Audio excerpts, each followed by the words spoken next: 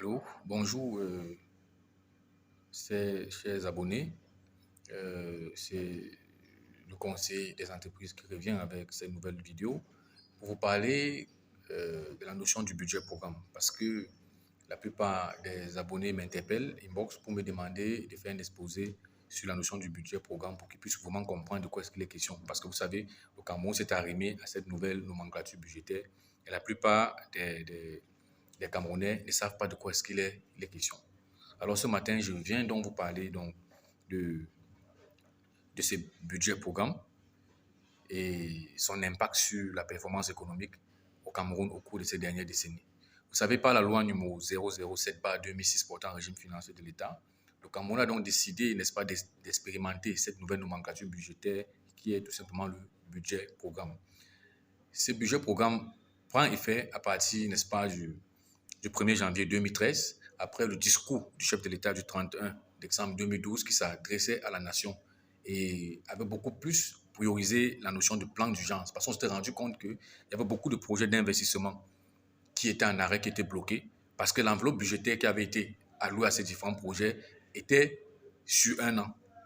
Donc, ce qui était difficile parce que il fallait attendre la nouvelle année avec un autre programme, avec un autre budget pour prendre en compte, n'est-ce pas, ce budget, cet investissement qui avait été commencé l'année antérieure. Donc, ce qui rendait les choses beaucoup plus compliquées de la part des bailleurs de fonds qui voyaient très mal ce blocage de ces investissements malgré les fonds qui avaient été débloqués. Donc, il fallait donc remettre en place une nouvelle nomenclature budgétaire qui était un budget triennal qui devait prendre les investissements sur au moins 3, 4, 5 ans pour avoir un meilleur suivi. C'est pourquoi vous voyez au Cameroun, la plupart des investissements au monde étaient en arrêt. Certains disaient que non, c'est le manque de liquidité, c'est le manque de ceci, c'est le manque de cela. Non, c'est tout simplement parce que le budget était sur un an et comme le projet était sur 5 ans, il y avait blocage. Il fallait toujours attendre que l'année budgétaire finisse. On démarre un autre budget qui doit prendre en compte l'ancien budget qui était alloué déjà à l'investissement, ce qui retardait avec les procédures administratives, étant les procédures administratives qui étaient devenues très, n'est-ce pas, lourdes. Il fallait, n'est-ce pas, repenser autrement le budget du Cameroun. C'est ce qui a été fait depuis le 1er janvier 2013. Alors, c'est quoi donc le budget programme? Le budget programme, c'est tout simplement, n'est-ce pas, l'exécution du budget de l'État à partir des programmes d'action. À partir des programmes d'action. Vous constatez donc que on va exécuter désormais le budget du Cameroun, mais en respectant la notion de programme d'action. Donc, vous voyez donc que dans le programme d'action, nous avons la notion de programme, nous avons la notion d'action. Nous allons donc prioriser les explications sur la notion de programme, sur la notion d'action, d'activité et de tâches. Et ensuite, nous allons donner les étapes, n'est-ce pas, du budget programme avec le résultat de chacune de ces étapes. Alors, nous allons commencer donc par dire que c'est quoi le programme? Les informaticiens définissent un programme comme une suite d'opérations à exécuter dans un ordre précis.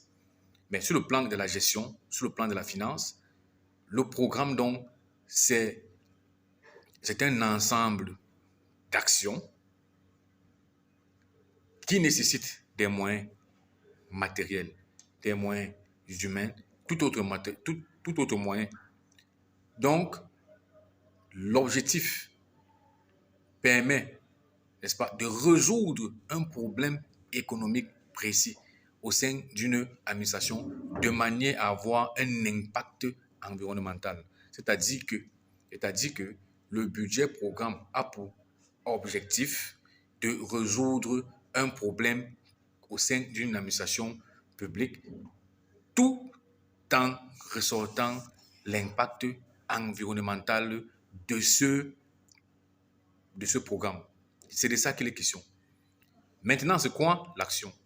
L'action, c'est la composante essentielle, c'est la composante élémentaire d'un programme dont la mise en œuvre au sein de l'administration permet donc de résoudre le problème qu'on a évoqué lorsqu'on donnait la définition du programme. Donc, l'action, donc, c'est la composante d'un programme. Et après l'action, donc, il y a ce qu'on appelle l'activité. L'activité, c'est quoi?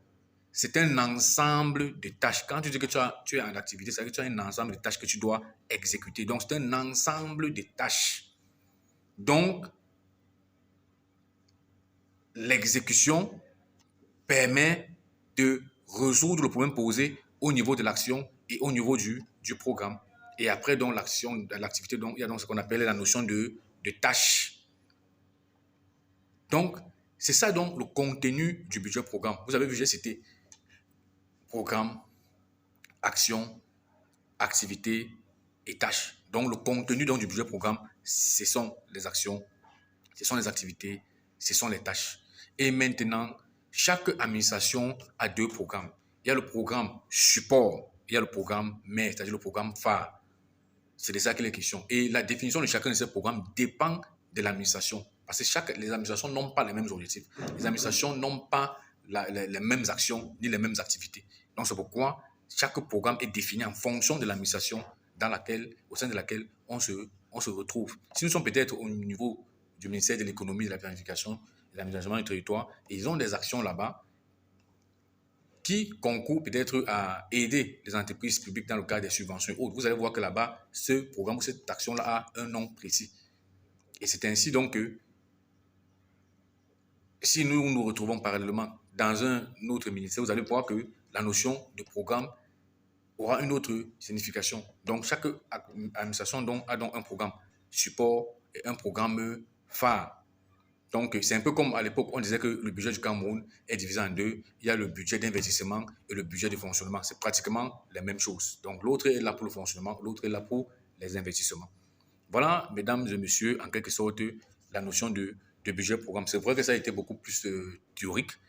Ça a été beaucoup plus théorique. La prochaine fois, nous allons essayer de prendre un exemple pour mettre un peu ces thèmes-là en pratique. Mais avant que je n'arrête, j'aimerais aussi vous faire comprendre que les étapes, n'est-ce pas, du budget programme sont les suivantes. Il y a l'étape de la planification, de la prospection. Cette étape-là, donc, concourt à un premier résultat. C'est-à-dire, lorsqu'on fait la planification, on fait la prospection, la prospective, il y a donc un résultat. Le résultat, on appelle ça les CSPP, ce cadre stratégique de performance des programmes. Ce cadre stratégique des performances des programmes. On appelle ça les CSPP. Après donc ça, il y a la phase de la programmation. La phase de la programmation, c'est d'abord quoi la programmation? La programmation, c'est l'art d'écrire les programmes. C'est l'art de mettre en œuvre les programmes. Donc, la programmation donc aboutit à ce qu'on va appeler aussi les PPA, les programmes de performance des administrations. Parce que lorsqu'on a fait la prospective, la planification, on vient en bas, on fait la programmation de ce qu'on a planifié, on vient faire la programmation. Après, dans la programmation, il y a ce qu'on appelle la budgétisation. La budgétisation, mesdames et messieurs, la budgétisation, c'est quoi? La budgétisation, c'est la prise en compte des programmes dans le budget de l'État. C'est-à-dire qu'on a planifié, on a programmé et maintenant on fait la budgétisation. C'est-à-dire qu'on prend en compte, n'est-ce pas, tout ce qu'on a programmé là dans le budget de l'État. C'est ça la budgétisation. Et la budgétisation donc maintenant concourt à un résultat qu'on appelle les CDMT. Les CDMT sont les cadres des dépenses à moyen terme. Et à la fin donc, on a ce qu'on appelle suivi et évaluation. C'est-à-dire que maintenant, on a fait la budgétisation. À la fin, donc, on doit suivre suivi et évaluation. La phase de suivi et évaluation concourt à ce qu'on appelle le rapport annuel de performance. C'est-à-dire, à la fin, là, le responsable du budget au sein de l'administration dont il est question doit se ressortir un document qu'on appelle le rapport annuel de performance pour voir comment les différentes lignes budgétaires ont été exécutées. Voilà donc, mesdames et messieurs, c'est contenu sur le budget programme. Mais en dehors donc de cela, je vais donc profiter aussi pour vous parler de la notion, n'est-ce pas, de chaîne des résultats. Parce que chacun va se poser la question de savoir, lorsqu'on fait tout ça, après, qu'est-ce qui se passe? À la fin, donc, il y a ce qu'on appelle les chaînes des résultats. Les chaînes des résultats, donc, c'est un ensemble d'objectifs atteints. C'est un ensemble d'objectifs atteints. Comme vous voyez là, dans le budget programme, il y a la notion d'objectif. L'objectif, c'est ce qu'on compte faire. Et pour faire cela, il faut des moyens. Alors, dans le budget programme, donc, il y a 3 types d'objectifs. Le tout premier type d'objectif qu'on trouve dans le budget programme, ce sont les objectifs spécifiques.